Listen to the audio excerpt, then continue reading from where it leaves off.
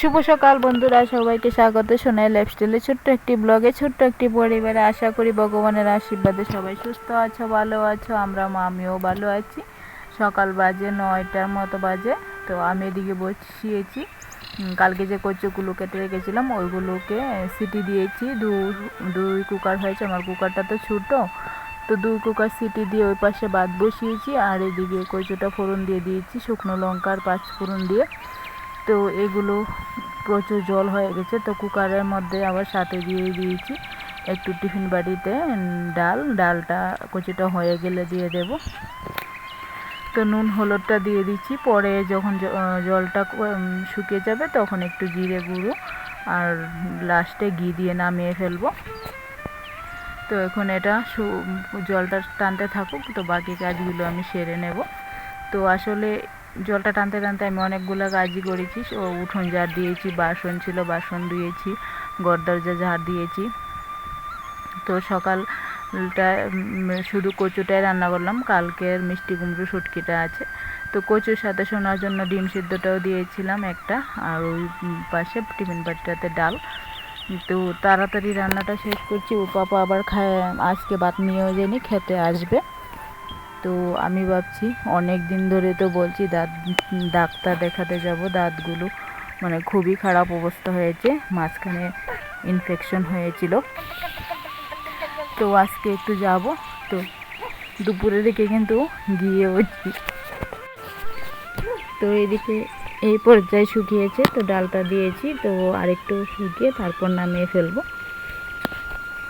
তো ডাক্তার কাছে গিয়েছি, সোনাকে সাথে নিয়ে গেছি, কারণ সোনার জন্যই আমি এতদিন ধরে ডাক্তার দেখাতে পারছি না। সোনাকে কোথায় রেখে যাব, মানে কী করে যে ওকে নিয়ে বা ডাক্তার দেখাবো। তো আজকে গেলাম সাহস করে, ভাবলাম না দেখি গিয়ে কী বলে। তো যাওয়াতে কিন্তু ডাক্তার আমাকে দেখলো না সেরকমভাবে, প্রচুর রৌদ্র। তো এদিকে কিন্তু আমি ফিরে আসার সময়, যাওয়ার সময় খুব তাড়াতাড়ি করে গিয়েছি, 12:30টার দিকে গিয়েছি। আর সোনা হসপিটালে গিয়ে এত দুষ্টামি করছে, সারা হসপিটাল ঘুরছে, মানে যতটুকু খালি পাচ্ছে ততটুকু জায়গায় ঘুরছে।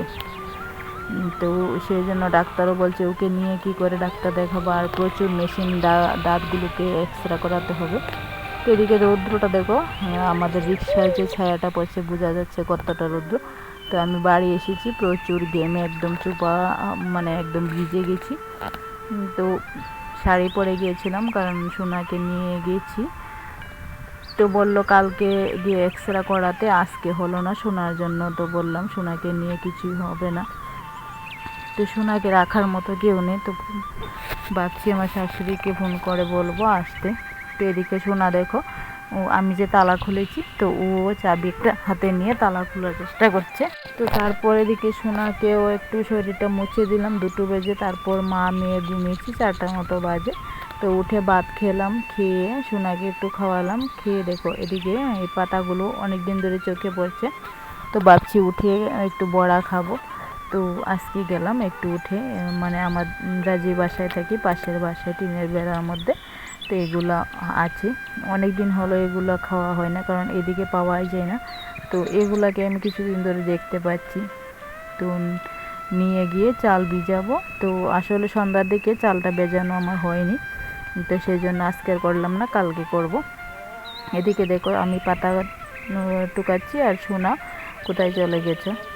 তো এদিকে ও সাইডে সাইডে হাঁটছে।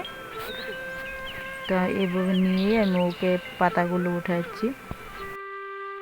ও তো এক জায়গায় থাকার মানুষই না। হসপিটালে তো ডাক্তার দেখে বলছে যে ওকে নিয়ে তুমি কি করে ডাক্তার দেখাবে, কি করে চেক আপ করাবে। তো হালকা একটু দেখে নিয়েছে।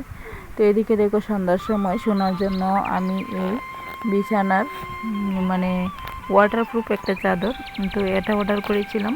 তো নেওয়ার সময় তোমাদের সাথে ভিডিও করলাম না, এনে যখন গড়ে রাখছি তখন একটু করলাম দেখো, তারপর বিছিয়ে করেছি। তো এটা না আমার খাটের অনুযায়ী ছোটো হয়ে গেছে, উপরের দিকটা অনেকটা কিন্তু বাদ রয়ে গেছে। তার মধ্যে এই সাইডটা দেখো একটা জোড়া সিস্টেম আছে। জোড়া সিস্টেমটা আমি আগে অনলাইনে অর্ডার করার সময় দেখেছি, ছবিতে আছে, তো ওইটা আচ্ছা চলবে, কিন্তু ওই সাইডটা দেখো অনেকটা কিন্তু বাদ রয়ে গেছে।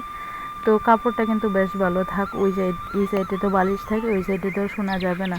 তো একটা ছাতার যে কাপড়টা থাকে না, ওরকম একটা কাপড় সাইডে বর্ডার দেওয়া আছে, খুব সুন্দরই লাগলো। তো ভিডিওটা আজকে এখানেই শেষ করবো। আর তোমাদের এই চাদরটা কেমন লাগলো সেটা একটু জানাবে। সবাইকে টাটা।